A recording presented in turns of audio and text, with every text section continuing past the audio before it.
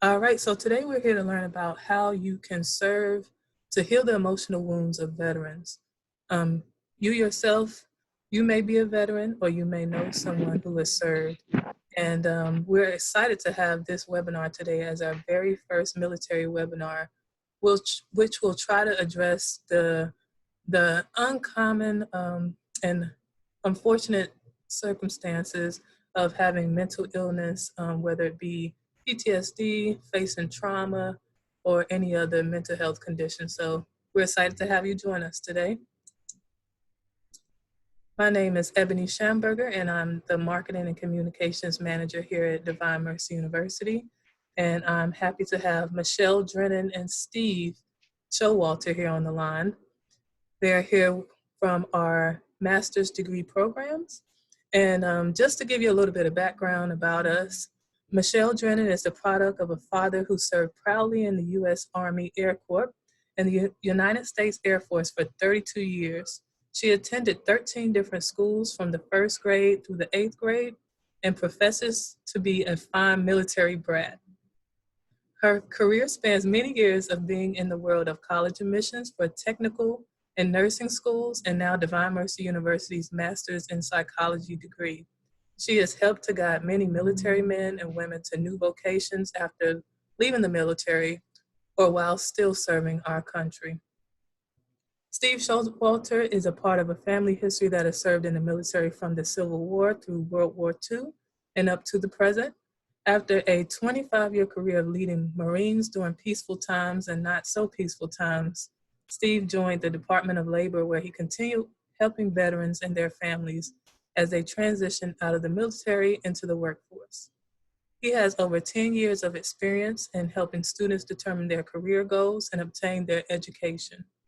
At Divine Mercy University, Steve is applying his knowledge and skills in student assessment and helping them through the admissions process. And my ties to the armed forces include various family members who have served, including my grandfather's service in the Korean War and my father's service in Turkey for the NATO Military Command.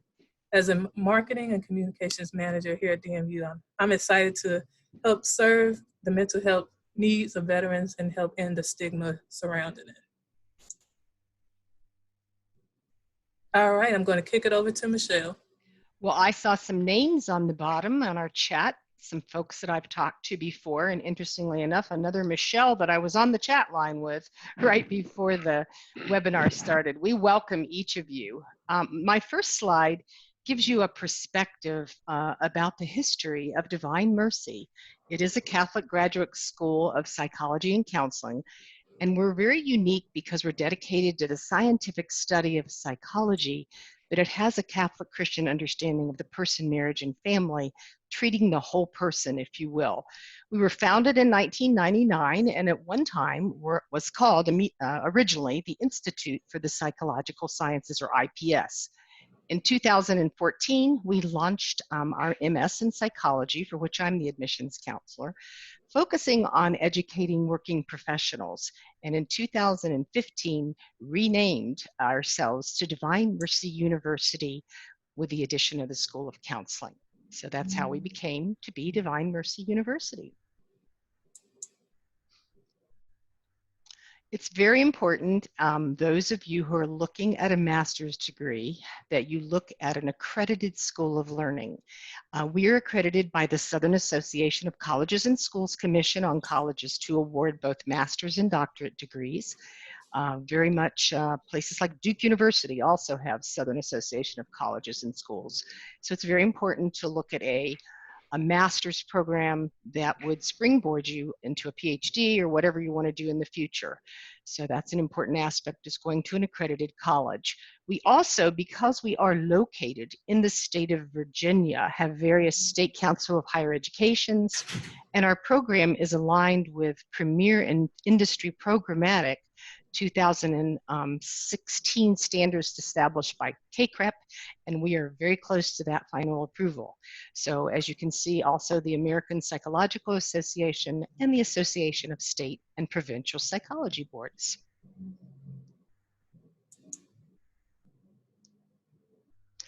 The very first degree that I'm just going to give you some cliff notes about is the Master's in Psychology, for which I'm the admissions representative.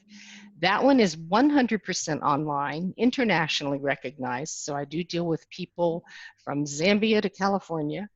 It is composed of 36 credit hours. It's a minimum 2.5 GPA to enter the program. It does not have a license, but as each of you look at your different pathways, some of you will not need that. And so lots of individuals who are sometimes in the military or in the healthcare field, or perhaps they are individuals that work in the churches, may not need that. So that just gives you a quick overview, and I'll hand it over to my colleague Steve to explain the Master's in the PsyD. Oh, thank you, Michelle. And, I did recognize a lot of names on the chat session, so some familiar friends and faces there. So thanks for joining us. The master's program in counseling is a hybrid program in addition to our online learning. And the reason it's a hybrid is you will come to the university for 3 extended weekends during your program for training that can't be conducted over the internet. And your licensing, which is kind of, it prepares you for that. Licensing occurs at the state level in the state that you want to practice in. And if you are interested, it would take too much time now to get with those of you that are interested in your particular state, the licensing requirements. But please, at the end of this webinar, please reach out to me and I can talk to you about your state licensing requirements.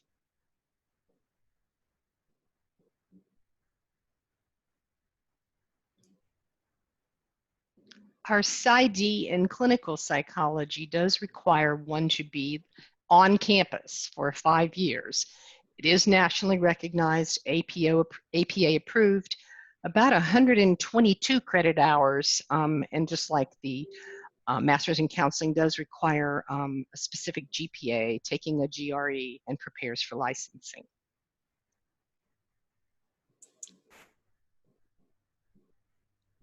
Okay, I'm just going to give you a minute here to absorb some of these statistics. And as you read down through them, we have classes that give you the knowledge to help heal those in need, those people that comprise those statistics.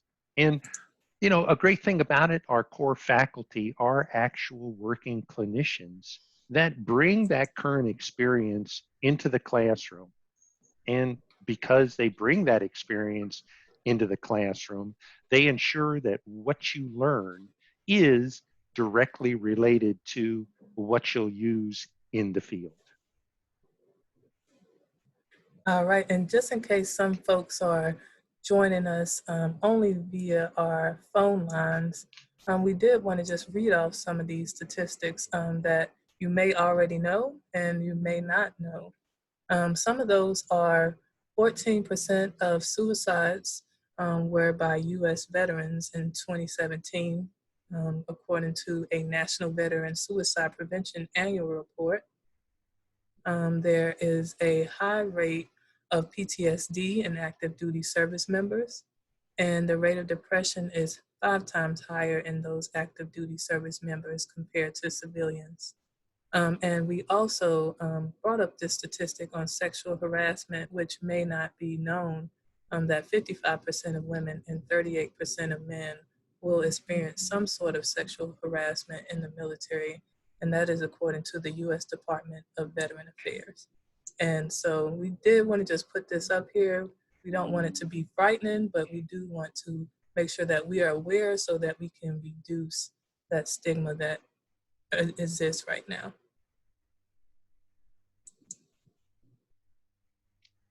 So I think it's important to ask yourself some very specific questions and say to yourself, so why do you think veterans don't always feel comfortable about seeking care?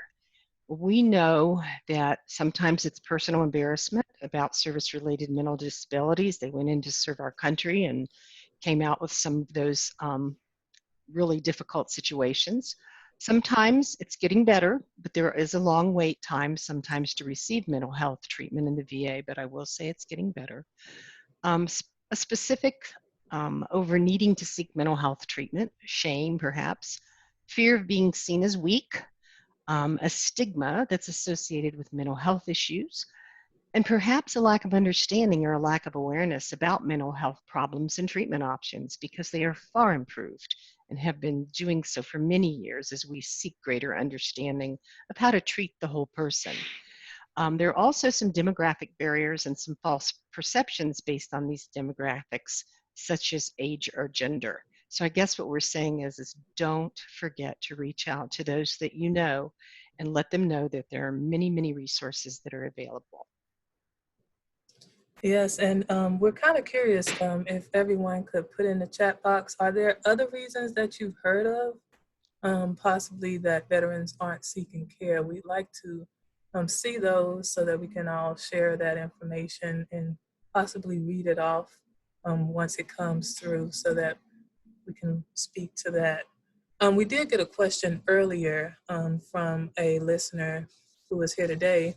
And the statement is, the military is a subculture characterized in high expectations of strength and fitness, which can make it difficult for those struggling with mental illness to get the necessary help while serving. How can we cultivate a climate that removes the stigma of weakness surrounding mental health, especially for military members? Steve, could you speak to that? Yeah, I'll go ahead and take that one. And really, if I understand the question, it really is in two parts.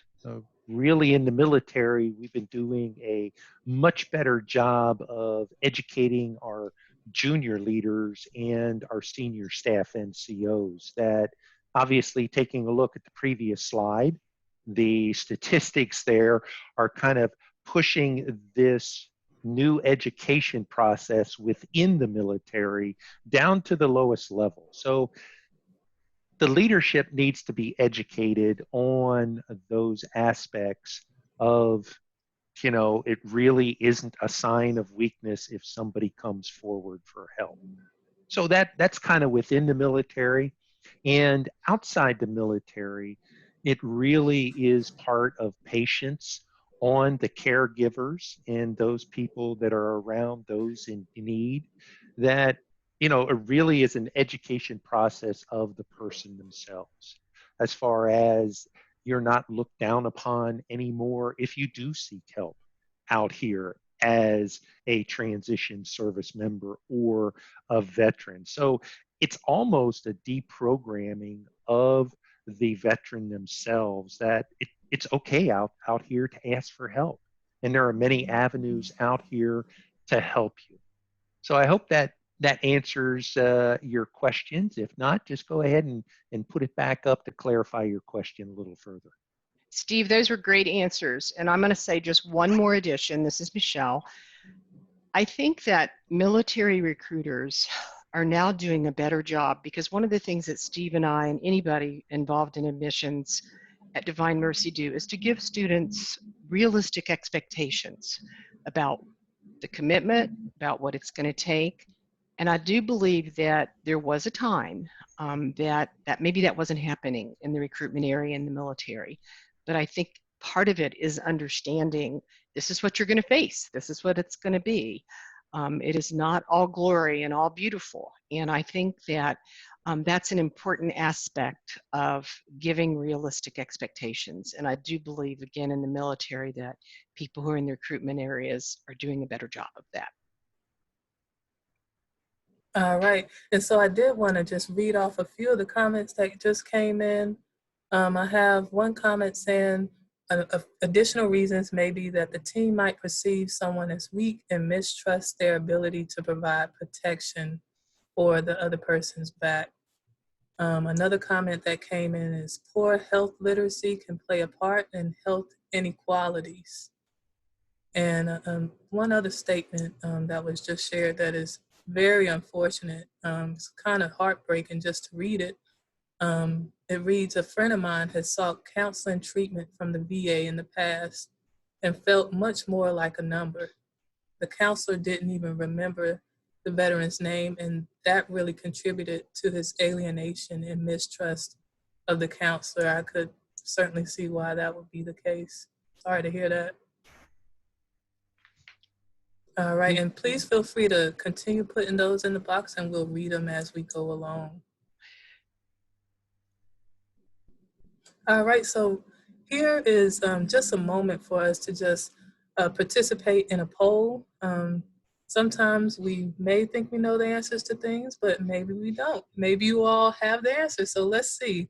The question is, of all of the returning veterans who actually need mental health care, what is the percentage of them that receive the mental health treatment that they need? So I'm going to go ahead and launch the poll for everyone to participate, and this can serve as a learning moment. So please put in your guess, or if you know the exact answer, put that in there, and we'll let it run just for a few moments, and I'll continue to read a few more of from the last slide. Other reasons why veterans may not be seeking the help that they should get is that the fear of losing security clearances. Oh man, wow, that's true.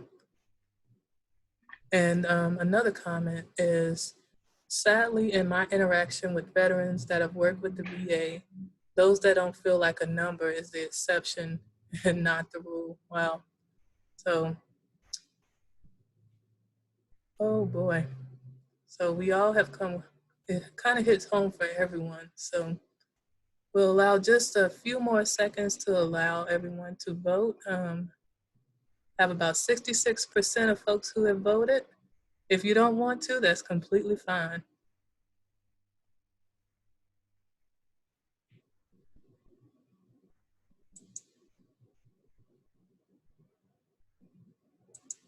All right, so if you can see on your screen right now, here's our results from the poll. And actually, a majority of you are almost right. So actually, less than 50% of veterans who need mental health care will actually receive the mental health treatment. So it is a little more than we could have expected, but it's still not adequately 100%. So we're working to get to that actual threshold.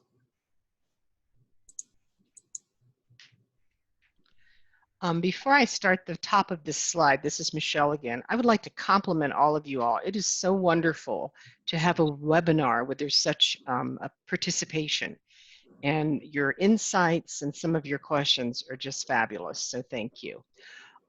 So the big takeaway, if an individual decides to enter a degree program, is what is my return on investment? What am I going to take away from this? What am I going to be able to learn and share with those I serve? In the Master's in Psychology, you're going to have the opportunity, and again, that's the one that's 100% online, to recognize the mental health challenge in people and communities, learn proper resources to help crisis hotlines, books, government aid, know what questions to ask, and more importantly, what to do with the answers. I actually had a priest say that to me one time.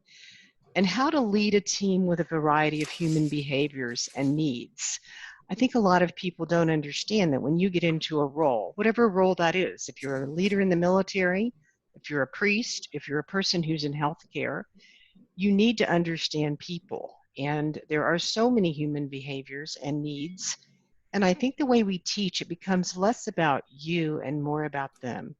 And even anybody who goes into a leadership degree like the Master's in Psychology is, you have to learn how to budget, negotiate, evaluate program effectiveness, no matter what managerial or mid-management level you're in. I often hear from priests and people who are in the military deacon area. I didn't realize that I was going to have the accountability of some business areas that I didn't know about. So that's just a quick overview on the Master's in Psychology. And as Steve said earlier, as you look through these things, if you want to talk to either one of us or both of us, we're available, to have either a Zoom interview or a PowerPoint interview to make sure that you can go through these and see, hey, that does fit me, or no, it really doesn't. And again, that's what's important to us, is finding the right fit for any of our students that we talk to. And Steve will explain the Master's in Counseling for you. All right. Kind of the end game for the Masters in Counseling is, you'll be able and be trained to help individuals and couples through family therapy. Much like the Masters in Psychology, you're going to get 8-week courses focused on particular topics to give you those tools in your toolbox to be able to assist and heal those people that are coming to you. That second bullet point down there, trauma, addictions, crisis, marriage and family, child and adolescent, those are some of the classes that you will get trained in to have that depth and breadth of knowledge to help heal those individuals. And ultimately, the training in the Masters in Counseling is focused on becoming a licensed mental health counselor.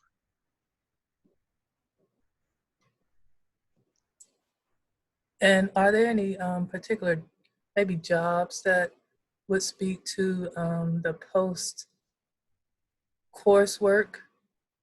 Yeah, I'll start that out in psychology. For instance, people that are in healthcare, and right now, God bless them, a little prayer for all those nurses and doctors that are on the front line. But with baby boomers coming at the population level that they do, people that are in hospitals often go to the route of being a discharge planner. Mom falls down, she can't ever go back to where she lives before, or a veteran, that happens to them. How are we going to find them appropriate living environments, or helping them to get into a facility? So that one title is actually called a discharge planner. There are nurses and doctors in our program because they're dealing with situations that they haven't dealt with in some of their training. A lot of people of the cloth, whether they're a Baptist minister or a priest, sometimes need more tools in that toolbox. They learned philosophy and theology, but maybe they didn't learn some of the things that they need to really be helpful to that person at the human level. I've got HR professionals, people who are in criminal justice or want to go into criminal justice to help people that are maybe locked up in, say, families that have, their children are no longer around in the foster care program, people who open up nonprofits.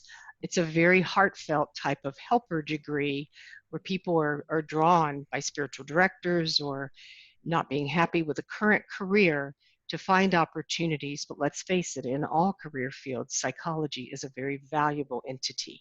And so when Steve and I talk to you, we talk a little bit to each individual about what your goal and objectives is. What is your dream job? What do you want to do next? So I don't want to take up too much time about that, but you're absolutely right. There are many positions in the Master's in Psychology, and I'll let Steve explain some of the ones in Master's in Counseling. Sure. Thank you, Michelle. Much like Masters in Psychology, I mean, you could find yourself working in a school, working in a clinic, hospice, VA. I mean, there are a lot of, I refer to as shingles that you could hang out above your professional door for people to come into. I mean, just a few. We see a lot of individuals on the chat that said, the VA is not treating our individuals and our veterans with any type of speed or accuracy. And, one of the shingles would be a veterans rehabilitation counselor, a trauma counselor, marriage counselor, a vocational rehabilitation counselor. There is just a number of focuses that you could have in psychology or counseling that you could just about go anywhere and utilize these tools that we're going to put in your toolbox. And you brought up an important one, Steve. I have a lot of teachers in the Master's in Psychology as well, because once again, they're dealing with things that they didn't have to deal with, like school shootings and parents who aren't really equipped to raise children. And so you bring up a good point about the teaching part.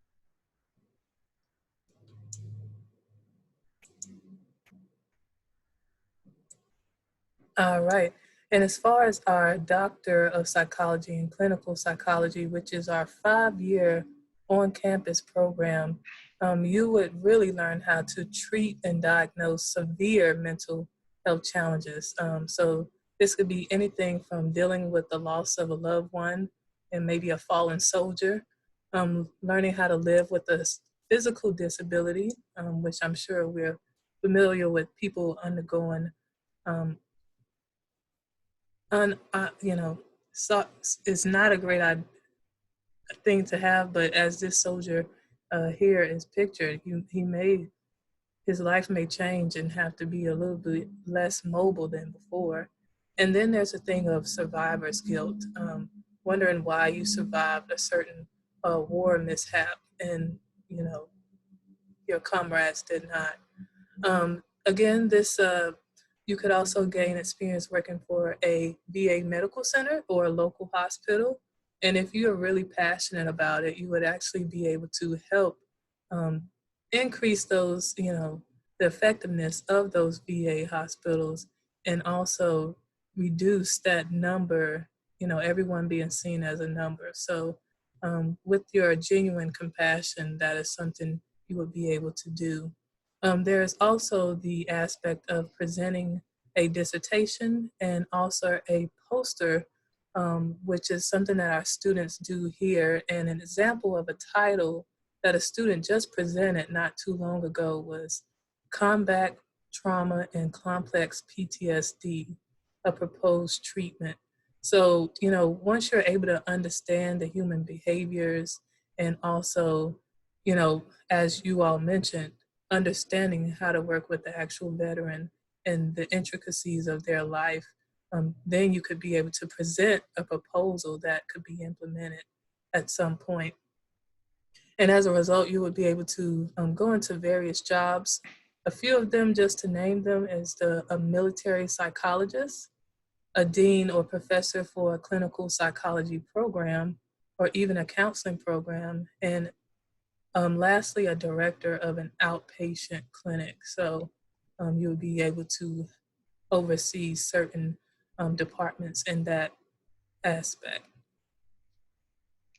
It's a good point, Ebony. And one thing Steve and I forgot to share is that we feel so importantly about the capstones that are written in both the Master's in Psychology and Master's in Counseling and PsyD, as we actually print the titles of those in our graduation program. And such titles as How Can You Prevent Burnout and a Lifetime Missionary, to How Can I Help Children Who Have Been Raised in a Traumatic and Drug-Induced, parental arena to prevent them from going into a life of crime and drugs. So very interesting that each of the programs you write either a capstone or a dissertation.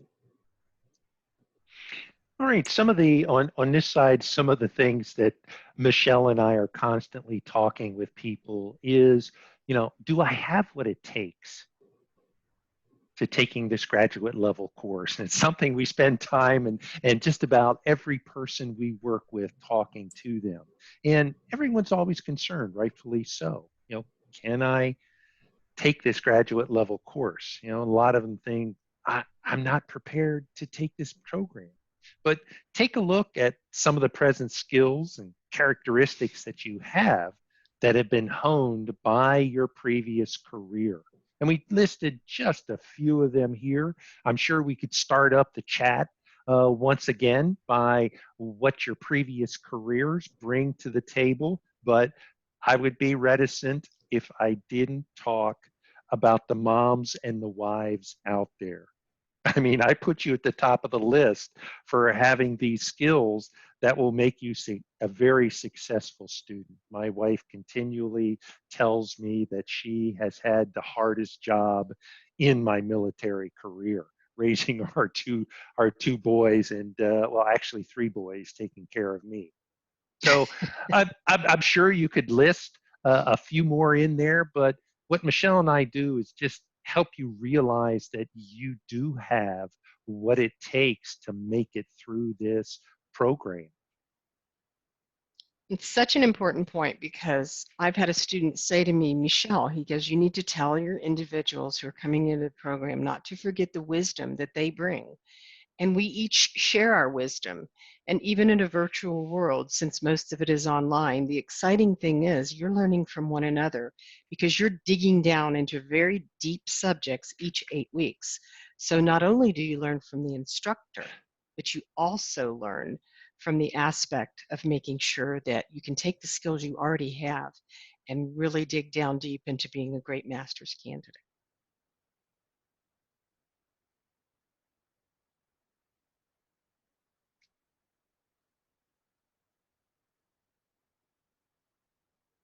All right, so we wanted to share just a few of our students who are actually service members themselves or were previously. Pictured here, we have Garrett, who is an officer candidate with the United States Army National Guard. He is a doctoral student in clinical psychology and interested in working as a military psychologist for the Army upon completion of his program. So that's our 5-year doctoral program where he's actually gaining the knowledge that is necessary. Our master's in counseling student, Kyle Wright, serves as a naval aviator in air operations aboard the USS Dwight D. Eisenhower. So he didn't provide us with his headshot, but you could just imagine seeing him right there on the USS. All right, and one other student, well, actually an alumna that we have from our Master's in Psychology program is Noelle, and she serves as the Reserve Response Department Head at Sector Hampton Roads in Portsmouth, Virginia. And her husband is an active duty Coast Guard, which she has a lot of traveling experience with him. And she is enrolled in the program because she needed a fully online flexible degree that would allow her to move anywhere in the United States. And that is certainly one bonus of our Master's in Psychology program. Ebony, I just saw the pop-up that tells us how small the world is, that one of the people on the call actually knew Garrett Boyer. Oh, It is did you? Yeah, it was one where I believe he said he maybe played the piano. It is a small world, The and I'm organ. amazed. Yeah, the organ. Okay. So I'm amazed when I talk to people all over the world internationally how we find some common ground, and it always amazes me, especially having been a military brat, how small the world is. Oh, yeah. And then I even see a comment coming through saying that there is a fear of losing VA benefits by seeking care.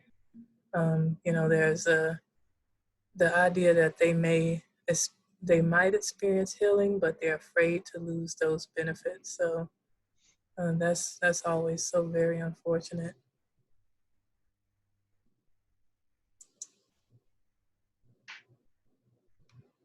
All right, and we actually have a testimonial from one of our students who was planning on being here, but due to COVID-19, there have been so many different changes that our students are adjusting to, and we're actually helping accommodate their needs at this time actually. And she gave me a quote that I'd like to just read off. She said that I'm currently a human resources officer for the Army Reserve. I qualify for the Patriot Scholarship, which we'll talk about later. And I have also been able to apply for external scholarships through military-friendly organizations. Some semesters have certainly been more challenging than others to balance, especially depending on the particular course load, in addition to the different roles and responsibilities I've had on the reserve side. I think the military teaches and requires excellent time management and efficiency, so I've definitely learned to balance and prioritize where to spend my efforts and energy at each moment. The school has also been supportive when I've needed to miss classes or other events for military training, so I've never felt like I couldn't manage or ask for help. From professors to department heads and staff members in the different student services, I know that they are willing to work with me if I could benefit from flexibility to make all the requirements work. I would absolutely encourage prospective students because experiences in the military and school support each other. So I've seen how I'm growing as a student, clinician, soldier, and leader at the same time. I say not to be afraid to ask for support or help if there is a situation where your different responsibilities are conflicting. Finally, so many of the core values of the military align with the vision and mission of DMU. And I think prospective students coming from the military might find that DMU is easily integrated with their already evident dedication to service. And so I was actually surprised that she was able to take the time to give such an elaborate testimonial via email, given that our students study from, actually are in classes from 9 to 1, and she was still able to give that to me. So I appreciate Miss Kirsten Long for submitting that and wanted to make sure you could hear it yourselves. Great. Well, the next couple of slides are going to talk a little bit about affordability. We do have some folks online today that are going to be eligible for some special scholarships, but if you're not, the joy of Divine Mercy University being a nonprofit entity is to make sure that we can do everything within our power to help it be affordable for people who maybe have wanted to go through a master's program, but just didn't find that it was possible. So we are VA approved. That's the first thing to put at the top of the list. And even though once you've finished a bachelor's and you're no longer eligible for grants, there are specific loans and opportunities through master's loans. Unfortunately, there are not as many employers that have tuition reimbursement, but VA funding does have GI Bills, VA loans, Yellow Ribbon, of which we handle students all the time. And just like Kirsten said on her testimonial, I'm always reminding women and men that places like the Rotary, individual men's and women's clubs, all the time are looking to support individuals, and those scholarships often go unused. If you're Catholic, sometimes Catholic Charities or Knights of Columbus are wanting to award scholarships, and sometimes parishes have specific agreements. So I guess, as my old granny used to say, you know, where there is a will, there's a way. But with Divine Mercy University, if you're not even eligible for some of the military opportunities, we have our own 2 scholarships that we can offer each academic year if an individual is willing to write essays for those scholarships. We do know that I'll tell you about the next steps on specifics on scholarships as well.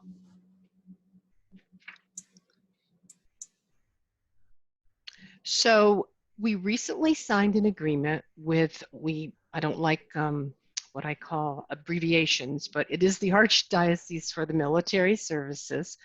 But many times, based on what your role is, deacons, different individuals that are in the military, anywhere from 25 to 50% off the tuition, and that only applies to the master's degrees, not to the PsyD or doctorate awards.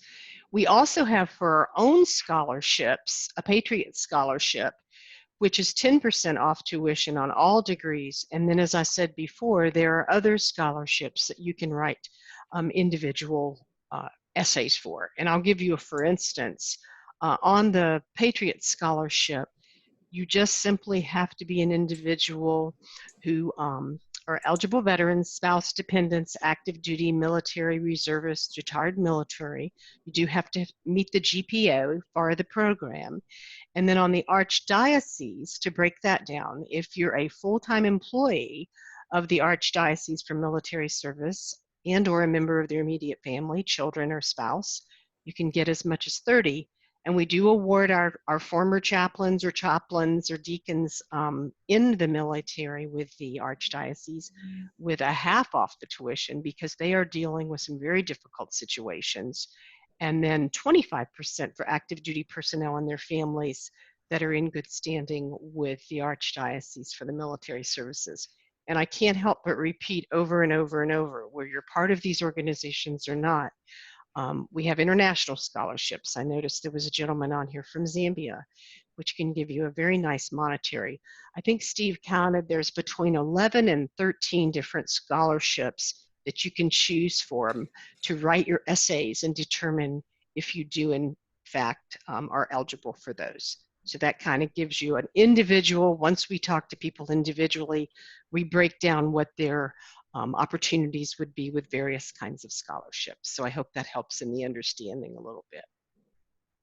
All right, and I'm actually really excited to have someone joining us here from the Archdiocese for the Military Services, Mark, who is on the line now, and he said he is very excited about sharing this collaboration. We're equally excited. So thank you for joining us today for today's webinar, and we look forward to continuing our work with you, Mark. Thank you.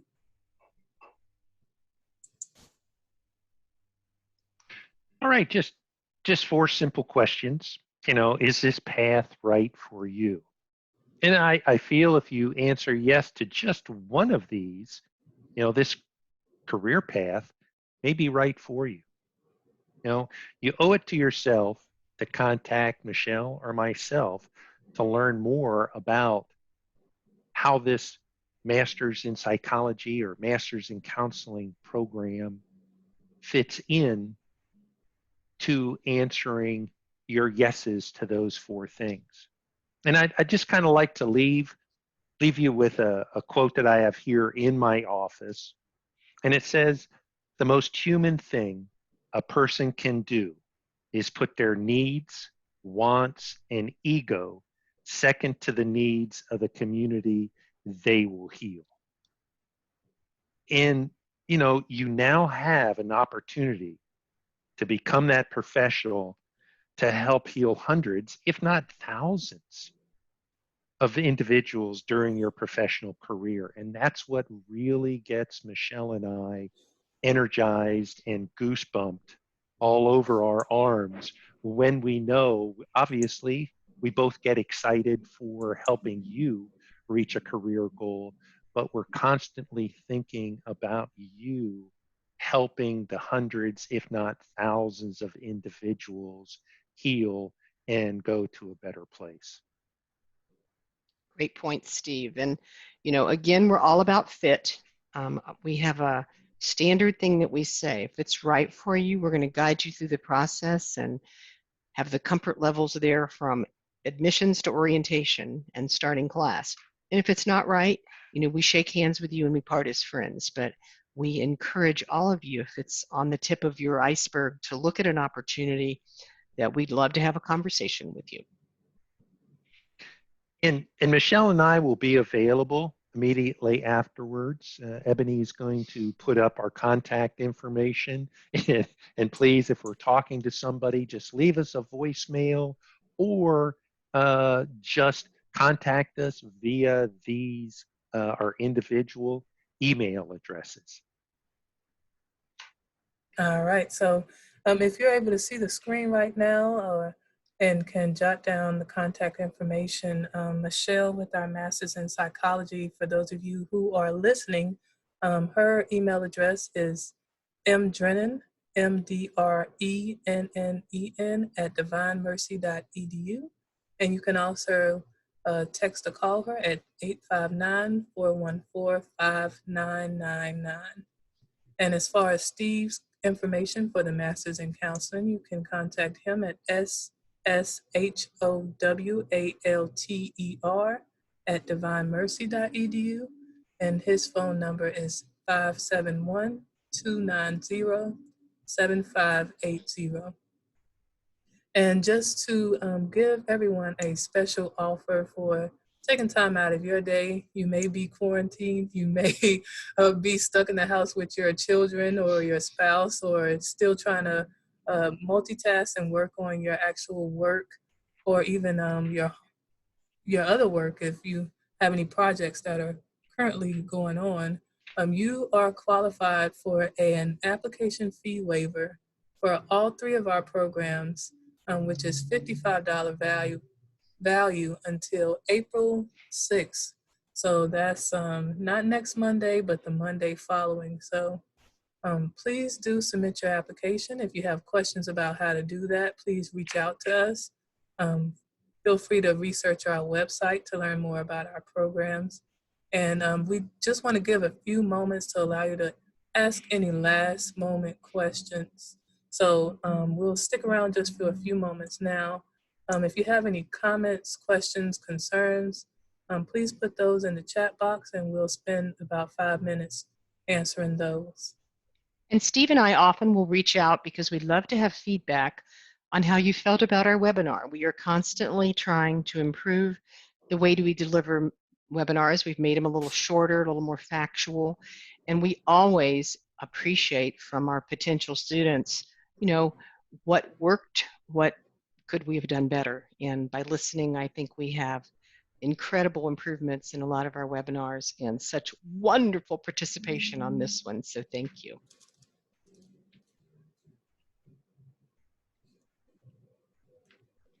Did we have any questions on the chat, Ebony, that we didn't answer?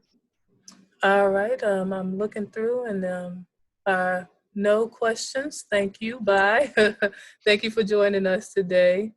I do see a question that came through about the trying to decipher between the two master's degree programs. So if we can reach out to you after this call, hopefully we have your phone number in the system or your email. So we will make sure that we reach out to you to give you that answer directly, just because it's different for each individual person. And it is not uncommon that Steve and I will both present an information session to people if they're really on the cusp and they're not really sure which one is going to suit their long-term goals, ambitions, needs to help. We have no problem in doing that. We're very collegiate in our approach to working with students. And again, we're all about fit. That's very important for people to be happy in their life work. All righty. And then I see a question about our PsyD program. If I live out of state, which would be outside the state of Virginia, what are suggestions? So the main suggestion for that would be to plan how you can move to Virginia. It may be a loaded answer, but you would have to study here on campus. Unfortunately, there's no opportunity to do that online just because of how extensive the training is. So we have some students who have moved their whole families here. Some students have moved themselves and learned how to live in community. So those are ways we could talk to you about housing options and also the financial aid package that could help you do that. So I'll be sure to have our PsyD counselor follow up with you about information as far as that goes. It's definitely an important question. And thank you for all the thank yous we're getting. No problem. Thank you, guys. And I see we'll just answer one more question. Can you talk about DMU's motto, Fides Ratio Acto, and how it relates to the university's mission? So as far as Fides Ratio Acto, Fides faith, Ratio reason, and action, Actio. So the faith is the integration of our Catholic Christian understanding of the human person in all of our courses. That's for all of our programs. Our faculty have worked extensively to make sure that there's a faith-driven understanding in addition to the reason, which is the scientific approach and understanding of psychology and human behavior. So that is those two. And the action is actually getting on the ground to help people and serve the world and your local community. So that is actually a part of our logo, and that is what it stands for. I'm sure it could get more detailed than that, but that's just an easy way you can actually understand it, and you can feel free to look at our website to learn a little bit more as well. That was a great question. I've never gotten that before. And our educators are very committed to the mission. They are very, very invested in the individual success of each of our graduates. Having been in the admissions field pretty much all of my life, the one thing that I know is that a well-educated student is really our product, and you go out there and you represent yourself and us and the world by being, in a helper type environment. And We just can't go over more and more how many people say, okay, wow, I started learning something I could use in my personal life, my professional life, and my community each of those 8 weeks. Thank you all for your great questions. Yeah. All right. Well, we won't hold you all too much longer. We thank you for your time. If you do have questions, again, please feel free to email us, call us, and we would be happy to answer it as soon as possible. Have a blessed day and try not to get bogged down by life itself. Remember that there's always a light at the end of the tunnel. So you all have a blessed day, and we hope that we can have you all join us later in helping you transition your career paths. Stay safe and keep your hands washed. God bless you all. All right. Bye-bye.